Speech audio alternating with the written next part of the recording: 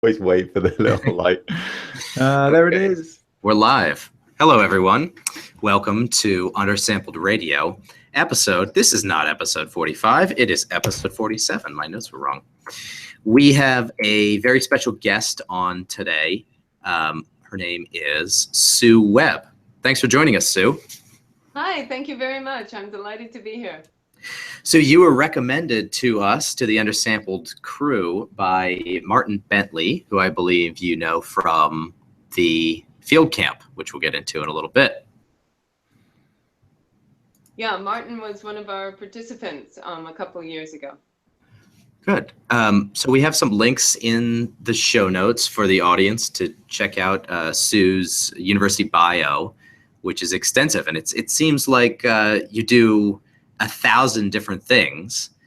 So I guess your main focus is gravity, is potential fields with specific relation to gravity measurements. So what does your research focus on? So a lot of my research is focusing on gravity and magnetic interpretations and trying to understand a lot of integrated studies. Frequently, magnetics or gravity will contribute a portion to the interpretation, but we can bring in more from seismic and other methods also resistivity, for example. But my main driver is getting good quality magnetic and gravity data and using that in these integrated interpretations. Do you actually explicitly combine the data in your modeling, or is it just separate interpretive workflows and it's all combined up here? Frequently, it's separate interpreted workflows simply because the magnetic data tends to be map data, and things, for example, like seismic tend to be profile data.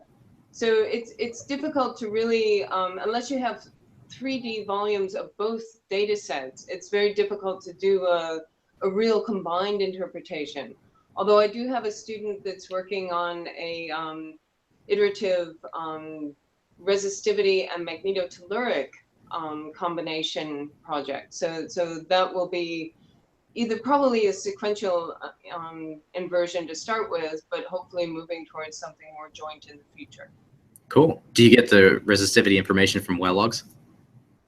Well, we've not often. Frequently in the environment we work in, they don't collect geophysical borehole data. Sure. But we do have the core. So now we've got a core, a new instrument we recently purchased to measure on the core itself. You can measure the resistivity. So we're going to be collecting, I guess you'd call them hand logs from the core samples, to see where the major contrasts are. Unfortunately, in the mining environment, there's an order of magnitude less money, maybe 2 orders. And so frequently geophysical downhole data are not collected, but really they should be. So you're mostly working in hard rock settings, are you, or is it all sorts basins as well? Well, we're branching out. So the Witwatersrand Basin, for example, is where 90% or 80% of the world's gold has come from over the years. It's a tremendous gold resource, and that's a hard rock environment. I mean, that's a quartzite, mainly quartzites. In the Bushveld complex, for example, we have gabbros and anorthosites and, again, igneous rocks, so again, a hard rock environment. But we are moving into the Karoo, for example. Our postdoc will be speaking shortly at the AAPG meeting in Cape Town about the importance of magnetics, for example, for delineating dikes. That's one of the complications in the Karoo environment that really we can't assess very well, because the government data, which was collected back in the 70s, was collected at 1 kilometer line spacing. Well, you can fit a lot of little dikes in between there, and their attendant fractures are very important to understand. So a recent survey there collected at 200 meter line spacing and a much lower elevation showed up a whole new dikes form people didn't even know about. So this kind of information is absolutely critical when you're trying to evaluate that kind of a resource. Yeah. So interesting. I know very, very little about geology. I'm a physicist by training. So give me and thank you. Give me and the rest of the dummies in our audience a sort of an overview of how you use this data with modeling to find gold deposits. This is what you're looking for, yes? Well, we can use it to look for gold. Frequently in the mining environment, for example, magnetics is used to look for dangerous areas, because when a dike comes in, it's a vertical igneous intrusion. And when it comes in, it breaks the rock apart and it fractures it on either side. So that rock's very unstable. And if you're mining underground through that, you want to know where these broken rocks are. So it's very important to know how wide those dikes are and how extensively fractured the rock is around it. Also, where the dike itself is, there won't be any resource. So there's no platinum, there's no gold. So we call that a loss of ground. And that can change the economics of your mine. If your dike is 20 meters wide, you're missing a lot of platinum or gold. Whereas if it's only 10 meters wide, you have a lot more resource. So it's important to understand how big these are and how they affect the structural integrity of the mine itself. So that's one example. Another example is my gravity work on the Bushveld complex. For many, many years, the idea, the interpretation of the gravity data was that the Bushveld had to be two separate intrusions. There's an eastern Bushveld and a western Bushveld, and they're separated.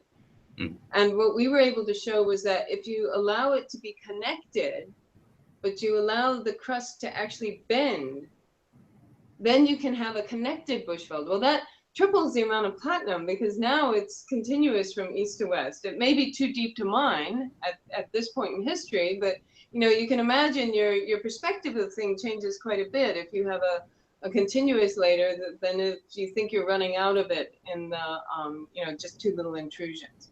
So it can change your interpretation a lot. It shows what's possible, not necessarily what is, though. We have to confirm it with other methods. What depths are we talking about in the Bushveld? Well, they're mining now down to about 2 kilometers in places, which is quite shallow compared to the Wits gold mines, which mine down to almost 4 kilometers. So, we have some of the deepest mining in the world.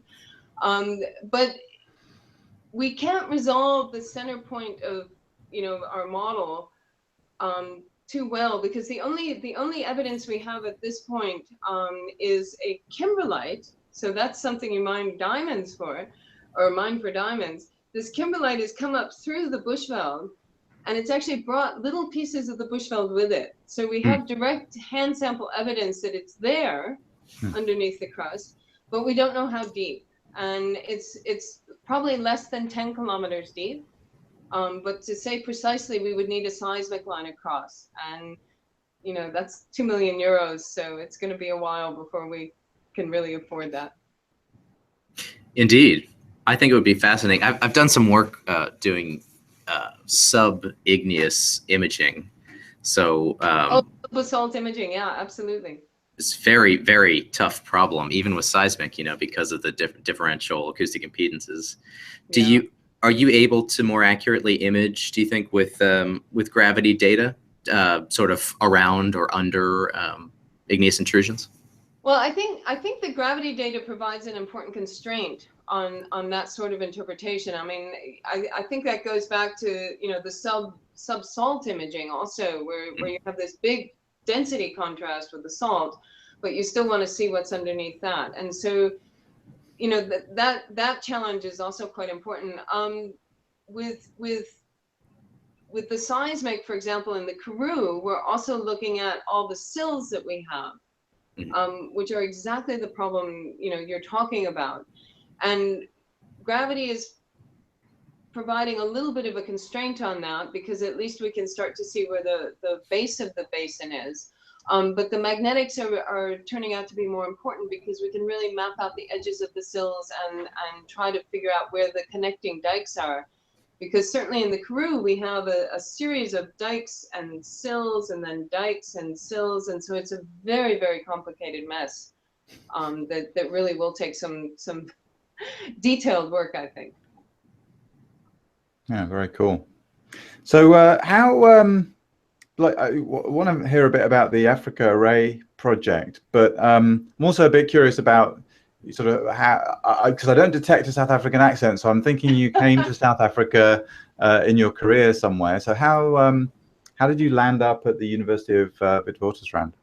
Well, I'm actually from upstate New York, where I'm sitting right now. I'm originally from Syracuse, and I did my undergrad in Binghamton, New York, and then Huh. I went and did my master's up in Memorial University in Newfoundland in Canada. Oh, really? And I was in a relationship with someone. I had a summer internship at NASA before I went up to Canada, Oh, cool. and I picked up a relationship there.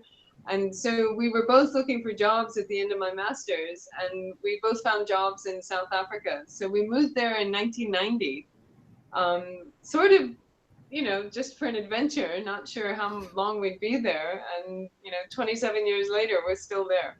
That's crazy. That's really cool. So, and do you come back over to the US very often, or is this a sort of fairly rare trip?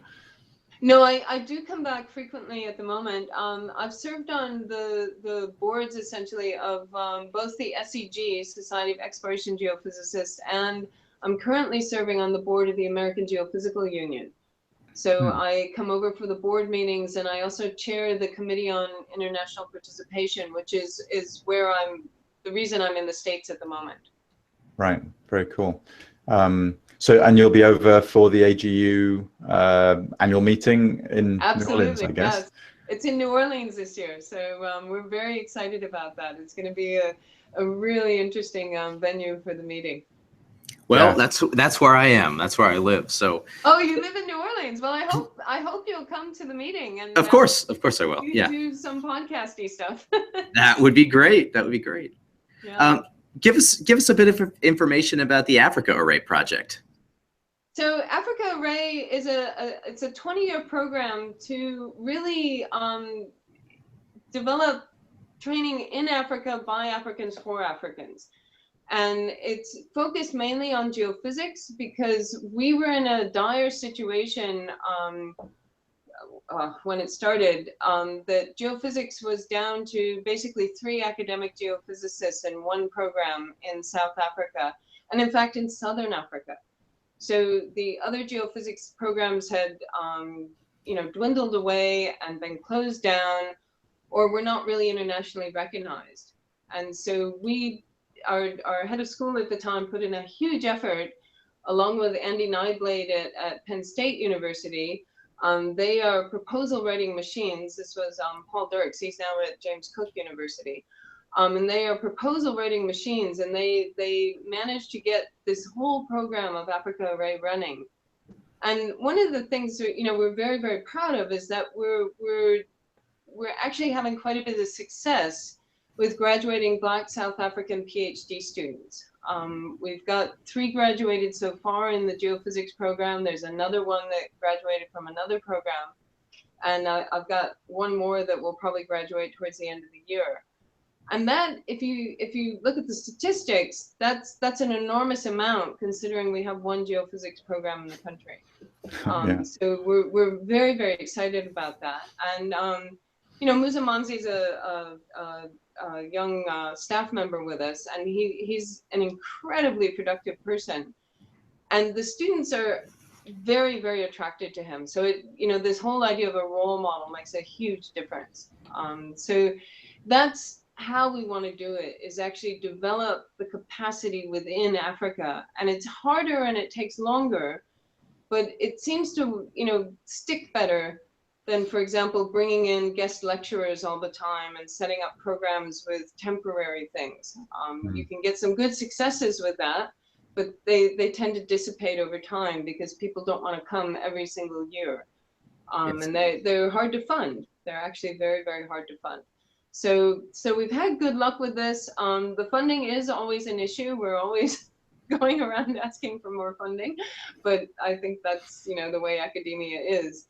But we've had very, very good luck with the program, and we have developed research, initiatives throughout Africa with the use of these seismometers, which we're using to collect data for the science. So in fact, at the end of the month, we've got the Africa Array annual meeting, which will be held at BITS, and we'll have about 100 scientists from all over Africa coming to this meeting. And it's a free meeting. We don't charge a registration fee. We're not here to make money on this meeting. It's to enjoy the science that's going on in Africa by Africans. And so it's really, really quite exciting from that point of view. Yeah, I really love the idea that a training course or a conference or, you know, anything, a hackathon can actually contribute to the science as well as just kind of reflecting or propagating it. Like you can actually collect new data, you know, like why wouldn't you kind of thing, right? It's almost like free, you know, it's two birds, one stone kind of thing. So I love that idea that you would go out and actually collect research data. You create this kind of ecosystem of, yeah, I mean, self-reliance and cross-references and relationships that, I mean, can only strengthen. So a part of it, one of the things I discovered, for example, when I was the SEG honorary lecturer for Africa and the Middle East, and I was continually astonished at each university I went to. They would have quite a bit of equipment, sometimes even more geophysical equipment than I would have. But it would sit on a shelf and you know, be like a trophy because people didn't know how to use it properly, and people were scared of breaking it. So one of the goals has been to run our field school, which is under the Africa Array banner, where we bring people in from all over Africa, especially young people who are you know, junior academics. They get told, okay, you run the field training. And they may not have training themselves. So it's very scary to take equipment down that you might break. And we inundate them with a 3-week program that goes through the whole workflow of a geophysical project. So they have to plan the project, they have to cost it out, they have to assess the safety issues with that particular method. And then we go out in the field and we collect data for 10 days, and they transfer between different groups. So they use all the equipment we have. You know, we have gravity, magnetics, differential GPS, resistivity, magnetotellurics, reflection, refraction, seismic. They do all of that in about 10 days and collect a huge wealth of data on a particular problem. And then we go back to the office again, and we try to use a lot of either industry standard software, because a lot of people are trying to go into industry, but also we bring in a lot of openware. So that people can go back with all the tools they need to actually do the full workflow. And we interpret the data and we try to integrate it. And then at the end of the week, we have a presentation. So they get the whole thing in 3 weeks. Yeah, it sounds amazing. It's a bit of a fire hose, but yeah. Really cool. And that's been sponsored for years by the SEG. Okay. Unfortunately, they're cutting back a little bit on sponsorship because they're trying to get people to find other revenue sources. So we're in a bit of a bind this year trying to get people to contribute, but we're going ahead, and maybe a little bit smaller, but we'll go ahead. Yeah, right. Oh, that's really cool. Well, good luck with it. I mean, so it's you said it's been sponsored for years. Like, how many iterations has it been through? Oh, we've been sponsored. Let's see. I would say this concept of the field school has been running since about 2005. Okay. How many students have been through it in that time? About 300. Wow. Oh, yeah. That's awesome. So we usually sponsor our own part of it is, you know, we had a field school for our own students, but when you only have 8 or 10 students, it's difficult to justify taking all that equipment out there, and then you're only using 2 pieces at a time. So this is a case where bigger is better, because you've got to, you know, if you're taking all that equipment out, you actually want to be using it the whole time, but you want the individual groups to be small. I never have more than 4 or 5 people in a group, so that the students are actually hands-on with the equipment the whole time. You know, they're really physically pushing the buttons and doing the programming. And of course, I have trouble with, you know, professor burnout, because not everybody wants to do this every year. And the way I've gotten around that is to use our graduate students. And so each graduate student is assigned a particular method, and they learn about the logistics in the background. So it ends up being a 2-tier training system, because the students in the program learn how to use the equipment and, you know, run the workflow. But there's all that other work that goes on behind the scenes of making sure the cable talks to the new laptops don't have this port. You know, what do I do? Right. You go on the internet and you figure it out and fix it. So the graduate students are there behind the scenes figuring out all these logistical nightmares of, you know, old code that dumps the magnetometer runs under DOS. How do we get that onto a you know, Windows 10 machine? So Right. it's all these different things that really make our students, you know, much more employable at the end of it, because if they've done the field school as a student and then as an instructor, they're really good at problem solving, you know, Yeah. get to happen in the field.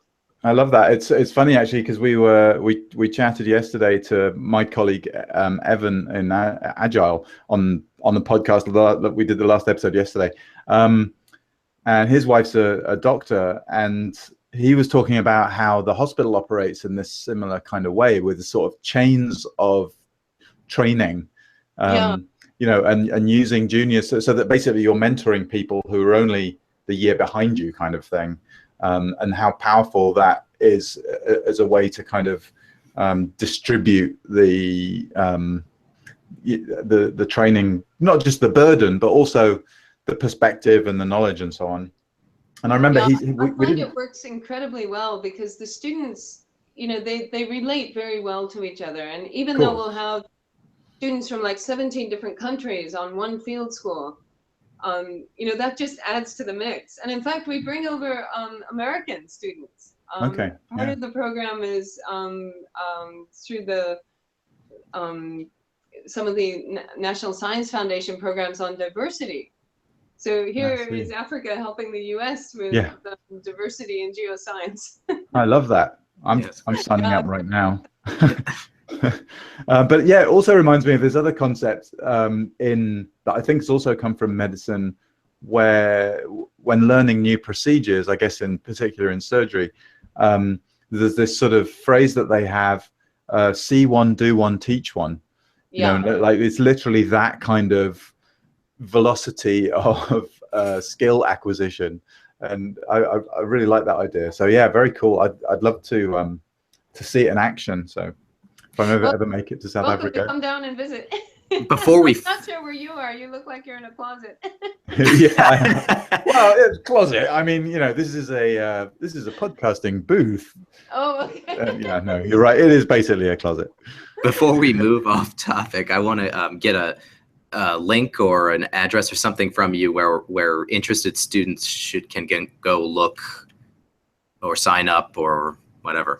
So our probably the most accessible is our Facebook page. Okay. We've got one for the field school itself, which is the Africa Array /WITS, WITS, Geophysics Field School. So there's not a lot with Africa Array in the word in the title, so it should come up pretty quickly. Okay, I have a note here in the show notes. So if anyone listening is interested in signing up or learning more about the program, check out the show notes and go see what it's about. Can you give us your favorite success story from student to, say, graduate student or student to employee as a success from the African Array? There's so many. One of my favorites was Esther Njiri's. She's a young woman from Kenya, and she approached me. She said, you know, we want to run a field school. And I said, well, why don't you apply to our field school, and we'll try to, you know, that would be the easiest way, is to show you what we're doing, and then you can apply it to your own. And she is just such a dynamite person, and she came on our field school and was just like a sponge, and went back to Kenya and started a field school there. Oh, excellent. Yeah. So to me, that's just the epitome of success. And we've got another couple that are fledglings starting in Nigeria and hopefully in Ghana. Another success story is a student that came on the field school about 5 years ago, and now she's come to do a PhD with me. So she's here on a here in South Africa on a NRF fellowship from Ghana, and she will be going back to Ghana as a junior faculty member. And so, you know, that kind of success is wonderful because now she's an instructor on the field school and will be getting that kind of second tier of education on that. But she still has the experience from coming, you know, as a sponsored student too. Yeah, really like that. I think often when you think about sort of how do you scale something, you know, like we've got something really good going on here, like how can we bring this to, you know, other countries or regions of Africa or the world even. And there's a tendency, and I feel this tendency too, to want to kind of be the one who scales it and to like, oh, I have to show up in Kenya and go do this thing. But no, actually, you can just sort of enable, well, maybe that would be awesome too, but you can actually, it's more efficient to enable a network, essentially franchise the idea almost, right? And enable a network to go and build an army, basically. Perfect analogy is almost a franchise. And I like to emphasize to the students because there's been a number that have come and, you know, they want to go back and start their own field school, but they're just overwhelmed by the size of it. I mean, you know, at the maximum last year, I think we had 39 people. And I say, look, when I started the field school, I had 1 magnetometer and 2 students. Right. You know, it started that simple, but it's more about getting the workflow. And then each year I would add something. And so every single year I would either try to add a method or a concept, or, you know, one year it was, you know, really concentrating on safety. And so each year one thing gets added to increase what we're doing. Yeah, that's great. How is doing geophysics in South Africa or Southern Africa different from doing it in the rest of the world? So what do you guys focus on in teaching and in working? Well, I think in a lot of other programs, the emphasis is more on global geophysics, which we do a fair component of. But, you know, earthquake studies, well, we don't really have earthquakes. We don't really have volcanoes in South Africa. So we are more focused on resource exploration. And that can be for water, that could be for oil and gas, that could be for diamonds. You know, there's many types of resources where even land use resources, you know, finding old mine workings. You know, a lot of the coal areas are riddled with old tunnels and the maps are just not sufficient to map those out. So there's many different applications of geophysics. And so I would say we run a more applied geophysics program, but we do try to keep in mind, you know, the more global aspects. So I've done a lot of work on the bushveld, and I had a very talented student who wanted to do a project with me, and we looked at the paleomagnetism of the bushveld. Okay, cool. And we were looking at the magnetic reversals and the magnetic directions that were recorded in the bushveld complex. Well, this doesn't sound like resource application, but it turns out it might actually have something to do with the resources because it records a specific temperature of cooling. And so we're looking into where, if we can map out some of these reversals in more detail and look at the cooling history and even look at the history of the Earth's magnetic field back in time. So although we're more applied, I like to see us as, you know, we'll take advantage of whatever the data tells us. And so we also look, for example, with our magnetotelluric project, there was a very big project Ellen Jones was running on the South African magnetotelluric experiment, which looks at the very deepest crust, you know, right down through the whole crust of the Archean craton and into the upper mantle, and right from South Africa all the way through to the border of Angola, through Namibia and up into the border with Angola. Very exciting data.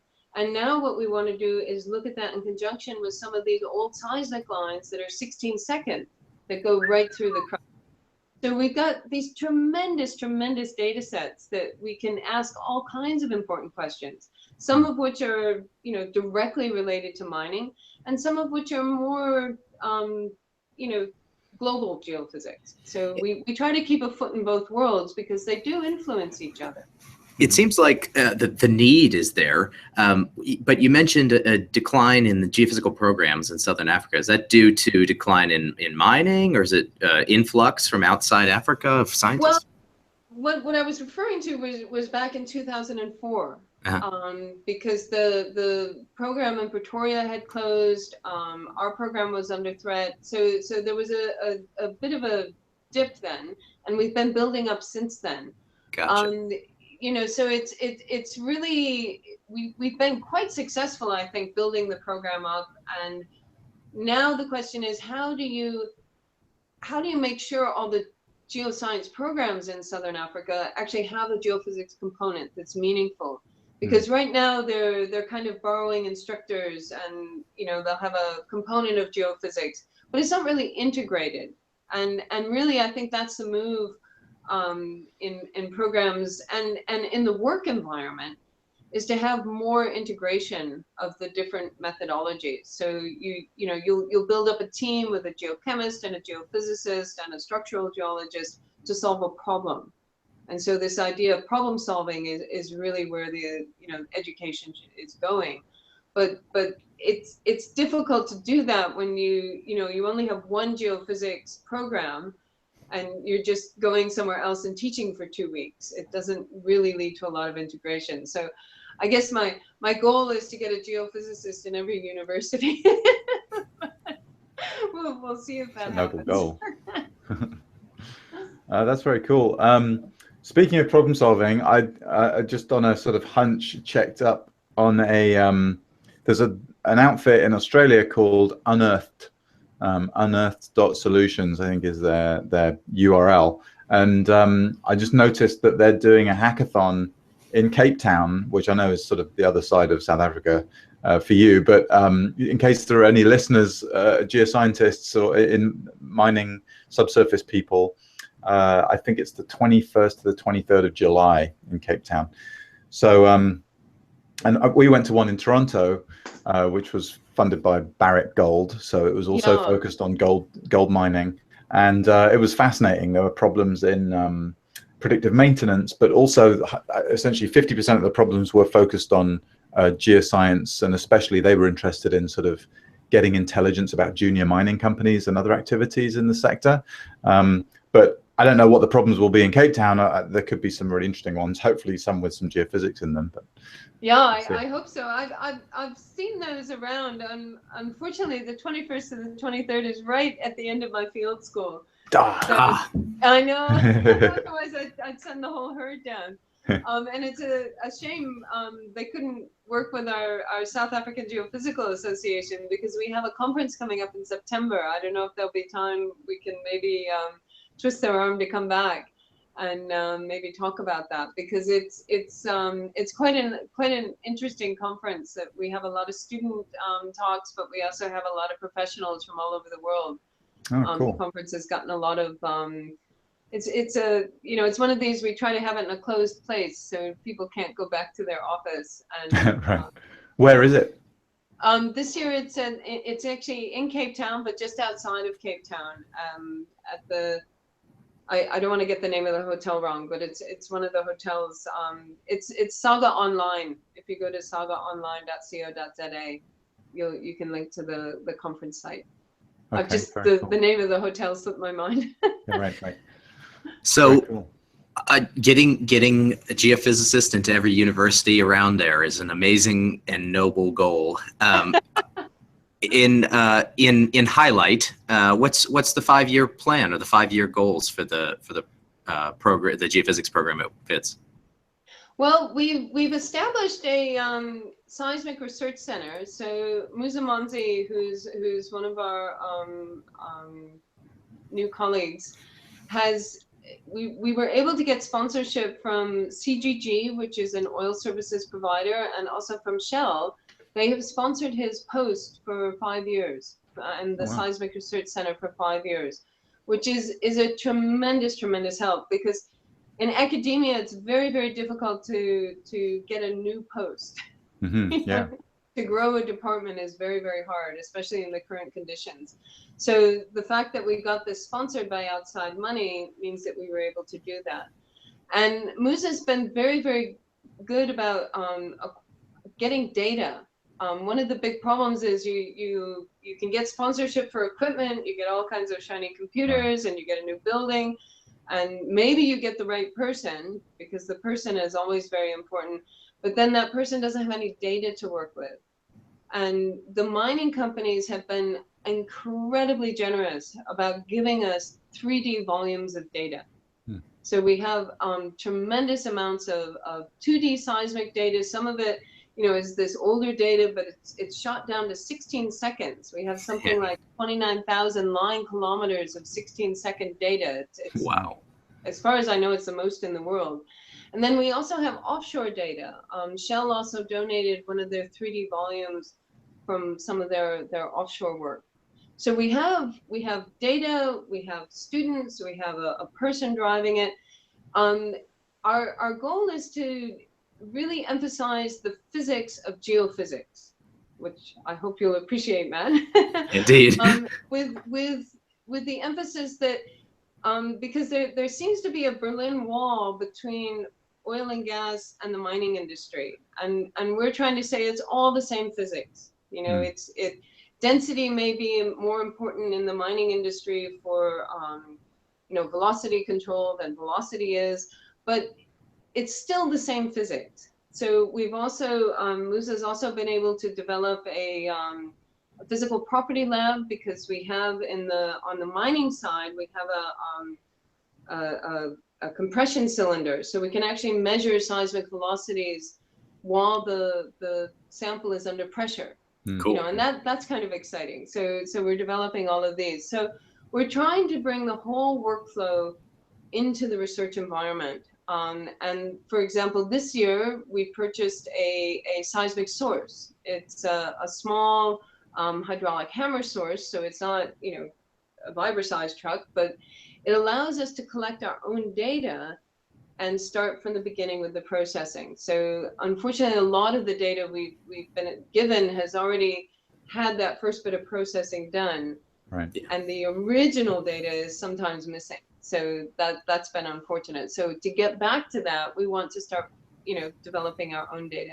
So, that's kind of the seismic research side. On the Africa Array side, one of the things we're going to be doing at this meeting is charting a way forward, because Andy Nyblade, who's at Penn State, who has been driving kind of the US side of Africa Array, is stepping back a little bit from that, and we're looking for one of the emerging US researchers to kind of take that role on, and also to have the African participants start driving it and start applying for funding sources themselves, and really start driving the science more. We've developed the network that's collecting the data. Now we need to even drive the science a bit more throughout Africa. Awesome. So building a self-sustaining machine. That's amazing. That's what we're trying. I mean, it's not just me, it's our whole department. Hey, Matt, in 30 seconds, do you have anything we need to highlight before the hackathon in a couple of days? Can't think of anything other than, if you're actually participating, just another reminder to get your team into the spreadsheet of teams. That's pretty much it. Stay tuned to the Slack channel too for last minute updates or whatever. That's where they'll come out. Excellent. Sue Webb, thank you for joining us today. It's been an awesome talk, and we look forward to seeing how the program progresses and seeing some cool results. Oh, thank you so much. I really appreciate the time. Cheers, Sue. See you guys next week, live and direct on Undersampled Radio, Paris edition.